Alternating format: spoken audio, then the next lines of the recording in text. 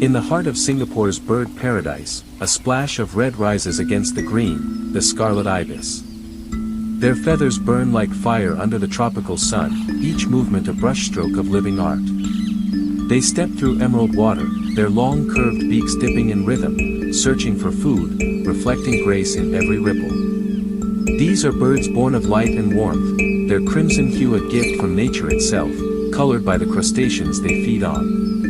Together, they move like a symphony, calm yet vibrant, wild yet elegant, a reminder that beauty doesn't shout, it simply exists.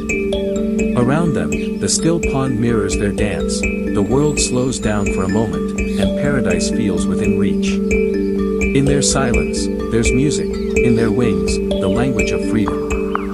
The Scarlet Ibis, a flame that never fades, a symbol of life's color and continuity. Because sometimes, paradise isn't a destination, it's a fleeting moment painted in red, beneath the open sky.